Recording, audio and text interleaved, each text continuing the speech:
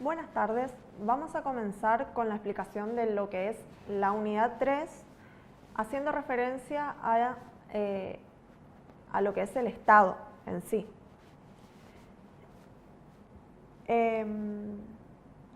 Fait define al Estado como la organización del poder político dentro de una comunidad nacional mediante instituciones objetivas que declaran el derecho y lo sostienen, conservando el orden por medio de una dirección política y un cuadro administrativo diferenciado. Su estructura tiene como elementos esenciales al poder, al ordenamiento jurídico y a la población y al territorio. La soberanía como cualidad del poder y el imperio de la ley como cualidad del ordenamiento jurídico proporcionan significación y sentido a su estructura. Los elementos esenciales del Estado son el poder, el ordenamiento jurídico, la población y el territorio. Los elementos esenciales son los que determinan si estamos o no ante un Estado. En cambio, los elementos modales establecen condiciones y o caracterizaciones de ese Estado. Los elementos modales son la soberanía y el imperio de la ley. Haciendo referencia a los elementos esenciales y hablando de cada uno en particular, hacemos referencia al poder como elemento cultural, ¿sí? Que el poder dice que satisface la necesidad de dirección de cualquier agrupamiento humano. Asimismo, no existe vida social sin un orden o una dirección. Este poder es el resultado de la interacción humana, relación de mando y obediencia. ¿Sí? Si un poder se encuentra con los centralizado, estamos hablando en una forma de poder unitaria. Si nos encontramos que ese poder se encuentra descentralizado, estamos hablando de una forma de Estado federal, ¿sí? El segundo elemento esencial es el ordenamiento jurídico. El poder está contrañido en ese ordenamiento jurídico por la Constitución Nacional, las leyes. El tercer elemento, hacemos referencia a la población, ¿sí? La población es el elemento humano del Estado. Se lo utiliza para indicar al conjunto de individuos que integran al Estado. En este caso, se estaría aplicando un concepto de tipo cuantitativo, ¿sí? Es la que habita el espacio en el que el Estado se asienta, dice Sánchez Agesta. También se lo suele utilizar con un sentido jurídico en cuanto a los habitantes de un determinado Estado, si gozan de determinados derechos como sociales y civiles. Asimismo, en ese sentido, en sentido político, se lo asimila a la nación como titular del poder constituyente de un Estado y con un sentido político, ¿sí? Se lo asimila ya que sus miembros tienen derechos políticos o forman parte de ese cuerpo electoral. El cuarto elemento, hablamos de territorio. Es cierto que rara vez pensamos al territorio como un elemento imprescindible del Estado. Todos los días los recorremos, viajamos, trabajamos, vivimos en ese territorio. Las características de ese territorio serán factores determinantes para el desarrollo de un Estado. Por ejemplo, la salida al mar, al río, los factores geopolíticos, los estados limítrofes, su tamaño, su conformación física, etc.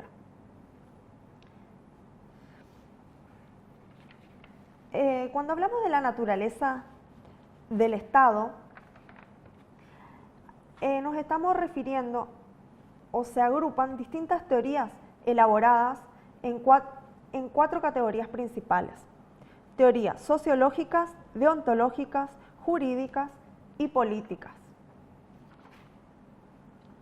Cuando hablamos de la teoría sociológica, se descubre que en el Estado hay una realidad social que se dedica a observar y explicar su naturaleza sobre la base del fenómeno sociológico de la convivencia humana como un hecho social, externo y objetivo, exterior a los hombres. Las principales teorías sociológicas, por ejemplo, dice que el Estado lo ven como un hecho de convivencia. La convivencia duradera y permanente es el presupuesto primario de toda organización política. La crítica que se le hace a esta teoría es que si bien parte de un punto verdadero, pero no es suficiente para complementar a su estructura. El Estado no solo es convivencia, porque el modo y la forma de la convivencia política requieren ingredientes y características que este enfoque no llega a incorporar. Otra de las teorías sociológicas hace referencia al Estado como asociación. Se asemeja a la teoría anterior. La convivencia de los hombres alcanza una unidad permanente y forma una asociación. La unidad que esta asociación implica proviene del fin común que sus miembros persiguen. La comunidad de hombres que conviven, que convierte a la pluralidad de estos en la unidad de una asociación, es comunidad precisamente por el hacer común, en busca de un mismo fin. Y la crítica que se le hace es igual a la teoría sociológica que habla del Estado como hecho de convivencia. Si bien estamos hablando, esta teoría parte de un punto verdadero, no es suficiente, o sea, no llega a complementar los ingredientes y caracteres que este enfoque quiere. Otra teoría sociológica habla del Estado como hecho de denominación. Esta teoría destaca primordialmente al hecho social que en el grupo se da una relación de dominación, de poder social, de imposición, de mando de unos hombres sobre otro. La relación de dominación adquiere en el Estado de los caracteres de originaria y de irresistible. La fuerza del poder no proviene más que del mismo Estado, es originario de él y se impone sin posibilidad de evasión o escapatoria. Dominar quiere decir, según Jelinek, tener la capacidad de poder ejecutar incondicionalmente su voluntad sobre otras voluntades. Y la crítica que se le hace a esta teoría es que si bien esta teoría avanzó un poco más que la teoría anterior, no basta la convivencia y la asociación para explicar qué es el Estado. Y por eso introduce como nuevo elemento la dominación. Todavía le queda mucho a esta teoría por añadir, ¿sí? Otra teoría sociológica, al intentar definir el Estado, habla del Estado como dualidad de gobernantes y gobernados. Aquí Duguid adopta esta postura en forma monista. La realidad del Estado consiste pura y exclusivamente en el dualismo de unos hombres que gobiernan y otros que son gobernados, con la inexorable dominación de los primeros sobre los segundos. La crítica que se le hace a esta teoría, ¿sí?, es que la dualidad entre quienes mandan y quienes ejercen el gobierno, si bien es importante, no es la única ni más importante realidad que existe en un Estado. Es una realidad que no falta ni puede faltar, pero tampoco se llega a la definición de lo que es Estado. El Estado como producto de la lucha de clases es otra teoría sociológica. Es una tesis marxista.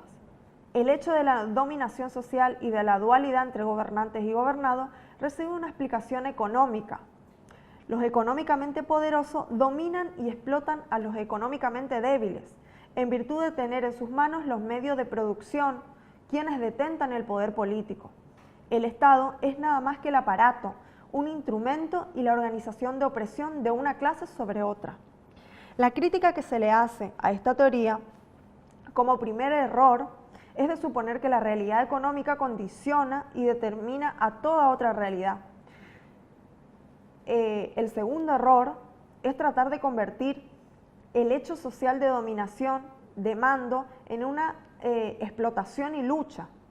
El antagonismo de clase existe, puede existir muchas veces, pero el Estado no es necesariamente ni debe ser un instrumento de dominación, ¿sí?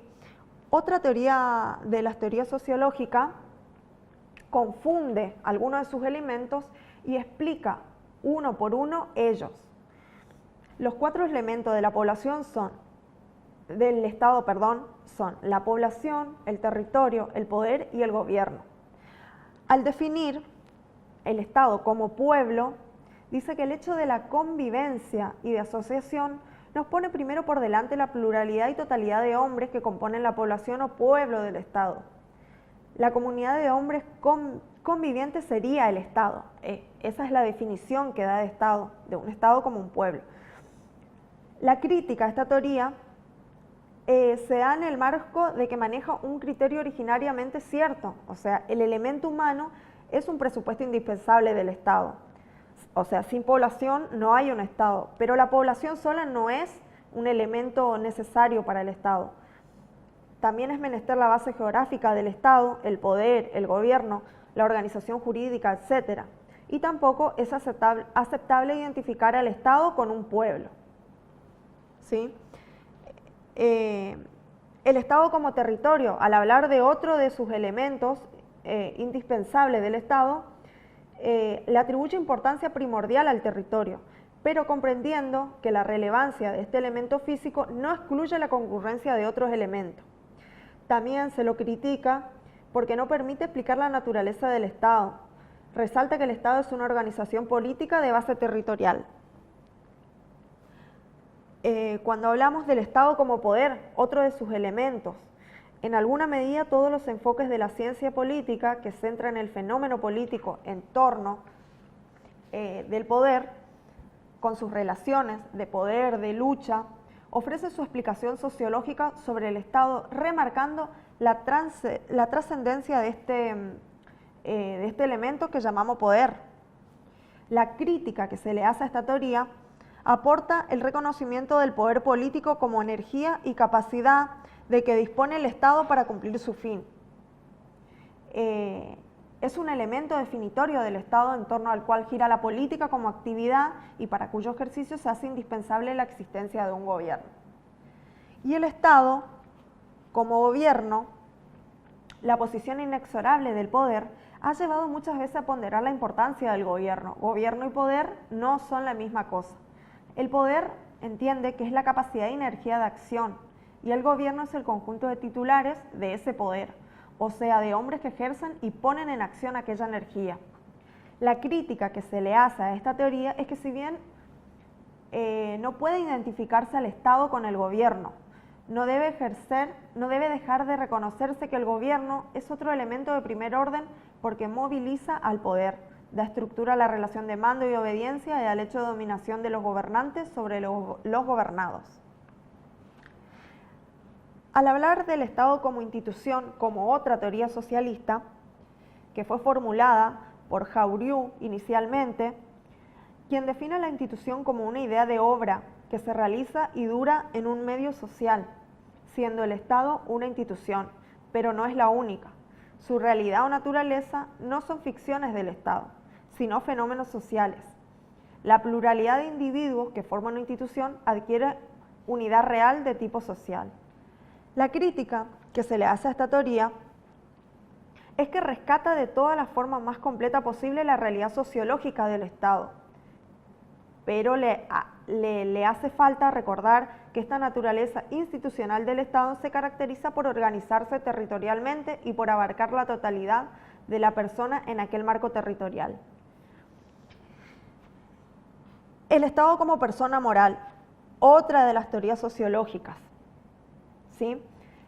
Que completando esta teoría de la institución, dice que en la institución se desarrolla un triple movimiento de interiorización, incorporación y personificación. La idea de objetivo de la institución se adentra íntimamente en el grupo que la integra y por un fenómeno social espontáneo que hace esa realidad colectiva o grupal sea distinta de manera suma o cantidad de los componentes.